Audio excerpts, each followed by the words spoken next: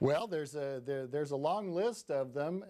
That paper was actually written for my colleagues in economics and political science who've been studying the growth of government, and it was an attempt to identify mistakes they've made, as it were, ways they've gone about analyzing the growth of government that have been misleading, unproductive, or just outright wrong. And many of them involve ways of mischaracterizing either what the government is, what it does, or the way in which its growth proceeds. So they involve such things as how do we measure the size of government.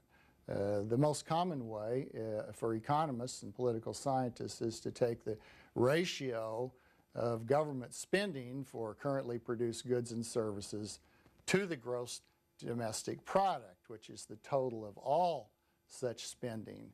And that ratio can be tracked over time. We have data for the advanced countries that allow us to analyze it year by year.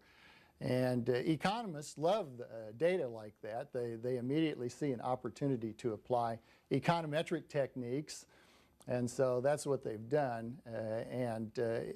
This was all right as far as it went. But unfortunately, very often the government has grown in ways that don't show up in this measure because it simply doesn't track, doesn't allow us to discriminate sufficiently all the actions that government has taken and what their consequences have been or might be.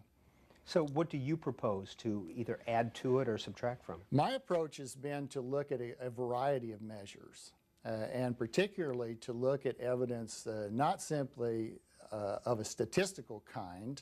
When I wrote my book, Crisis and Leviathan, I made quite a bit of the idea that government power often increases even though it doesn't cause the ratio of government spending to gross domestic product to rise. And in fact, it may even occur when that ratio is falling.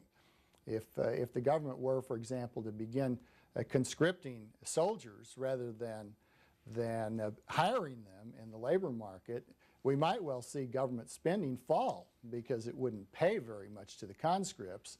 But nonetheless, the movement from voluntary military service to conscription would certainly signify an increased exertion of the power of government. Proposition 15 out of those propositions in neither liberty nor safety. Government grows in order to supply public goods that the public demands, but the free market will not supply.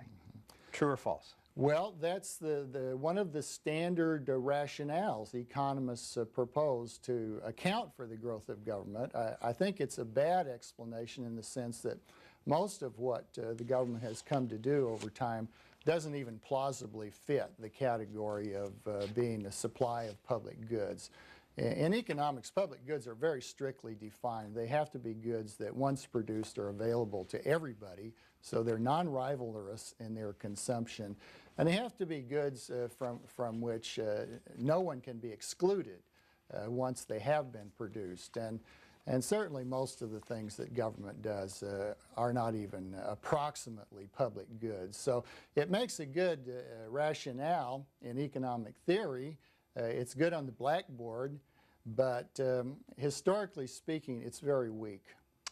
You also write that the U.S. has more than 87,000 separate governments, more than 60,000 with the power to tax. Yes. We have, of course, a national government, 50 state governments, more than 3,000 county governments, and then below that we have city governments and special districts of every imaginable kind. And many of these have the power to tax, besides the power to make rules that everybody subject to the jurisdiction has to obey. How often are those rules conflicting? Very often, as you would expect in such a complex system. In fact, you don't have to look at all these different governments. Within any one government, you often see rules that conflict. Robert Higgs, what's the Independent Institute? The Independent Institute is a nonpartisan, not-for-profit organization that's devoted to to the study and education with respect to particularly public policy, but the interests of the Institute are much wider ranging, and the Institute takes an interest in many things that have some connection with public policy, but not necessarily at the policy stage at that moment. They study a variety of proposals for future ways to change policy, and they study the history of how policies have operated in the past, and so it's a very wide scope of interest at the Independent Institute. How is it funded? It's funded through private donations from individuals, foundations, corporations, and to some extent from its own activities, such as sales of books and reports. Would you call it a free market think tank? Is that fair? Oh, that's fair. It's certainly fair, yes. How'd you get associated with it? I became associated with it because I had known David Thoreau, who's the president of the Independent Institute, for a number of years before I left academia. And in fact, I dealt with him when he was the president of another such organization called the Pacific Research Institute.